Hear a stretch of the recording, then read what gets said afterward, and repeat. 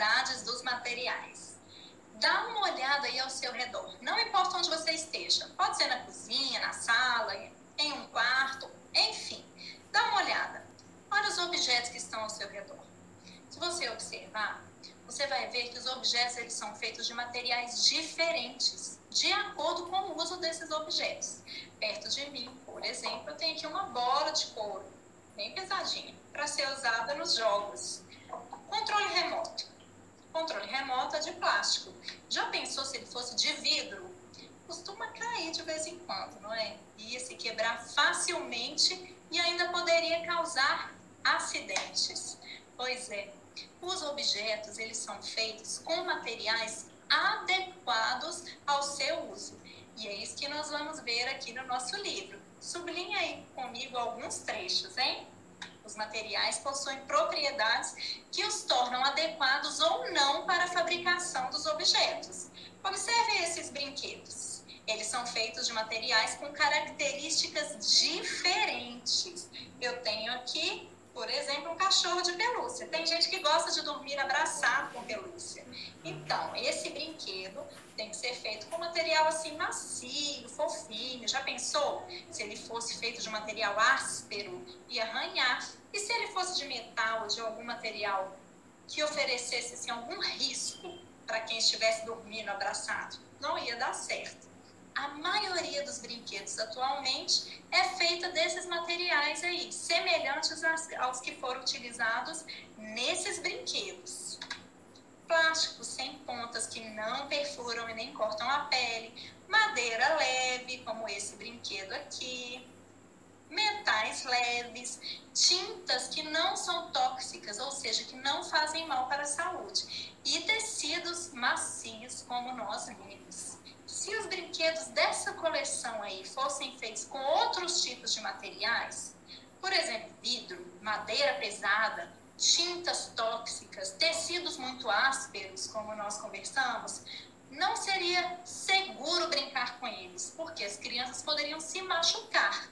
Então, é muito importante que os materiais certos sejam escolhidos para fabricar os objetos.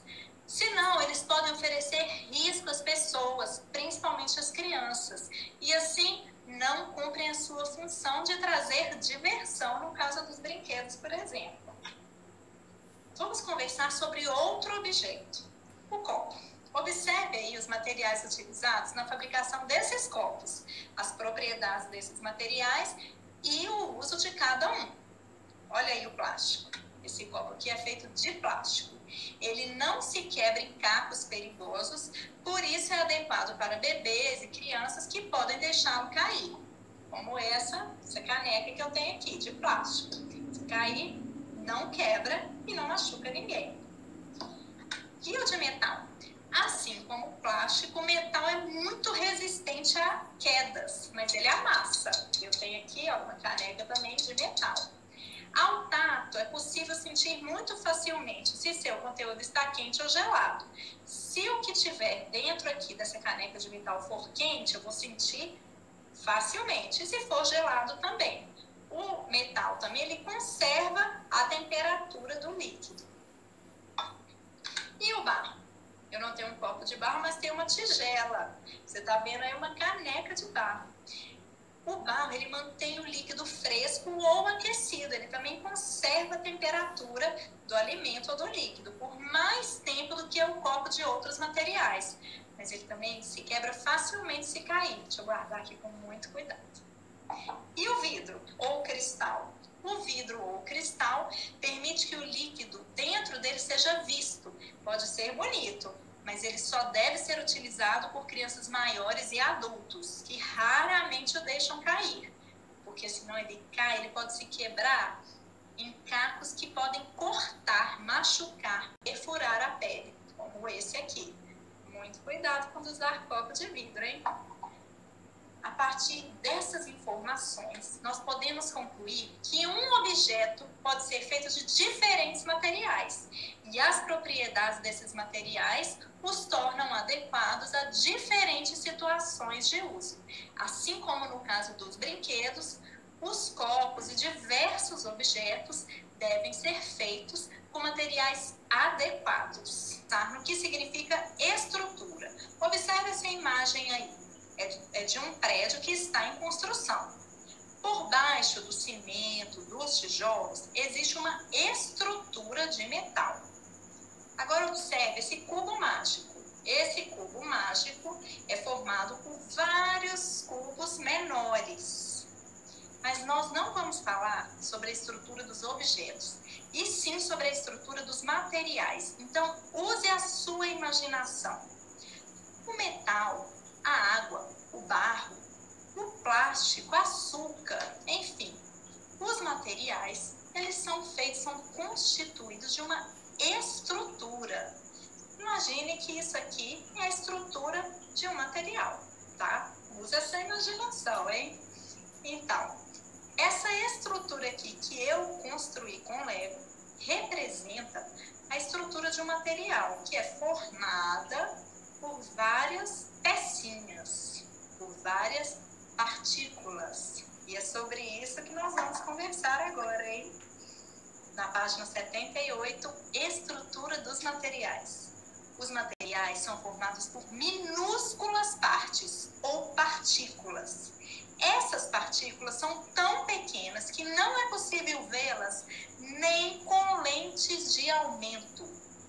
As partículas que formam os materiais são imaginadas e representadas pelos cientistas na forma de bolinhas. Cada bolinha está separada das outras e elas estão sempre se movimentando. As partículas que formam os materiais podem ser comparadas às bolinhas de uma piscina de bolinhas. Embora esses brinquedos sejam muito maiores, possam ficar parados e possuam cores que as partículas não têm. Segundo os cientistas, os materiais são formados por minúsculas partículas que estão sempre se movimentando. Essas partículas podem ser comparadas a uma piscina de bolinhas. Página 79. As partículas podem se movimentar muito ou pouco. De acordo com esse movimento, elas formam materiais que podem se encontrar em 3 estados. Vamos ver o primeiro. Estado gasoso. As partículas se movimentam muito e se espalham. Quando você abre uma garrafa de água com gás, por exemplo, as partículas do gás se espalham para fora da garrafa. Se você deixar a garrafa destampada, a água perderá todo o gás. As partículas de gás, elas se espalham o máximo que podem. Quando a garrafa de água fica fechada, a garrafa de água com gás, elas se movimentam no líquido. Se a tampa é retirada, elas se espalham para fora da garrafa, como você pode ver aqui na ilustração A e na ilustração B. Você já deve ter visto, por exemplo, quando você abre um refrigerante, faz até um barulho. Então, o gás, ele sai do líquido, ele se espalha. E se você deixar essa garrafa de água com gás ou com refrigerante aberta, o gás se perderá, ele sairá da garrafa. E o estado líquido? As partículas se movimentam bastante, mas não tanto quanto no estado gasoso. Esse movimento permite que o líquido, quando é colocado em um recipiente, como esse que você está vendo aqui, ele assuma o seu formato, independentemente de qual seja esse formato. Então, a água assume o formato do recipiente, seja o copo, seja a garrafa, ou aqui uma caneca, bem grandona. O líquido, a água, assume o formato desse recipiente, porque as partículas se movimentam, mesmo que seja menos do que as partículas no estado gasoso. Se a água estiver em uma garrafa e você derramar, ela vai adquirir a forma do copo ou do recipiente onde você está derramando a água. Se você a virar do copo em uma mangueira, ela vai assumir a forma do interior da mangueira, como você está vendo aí na ilustração. Na página 80, o estado sólido.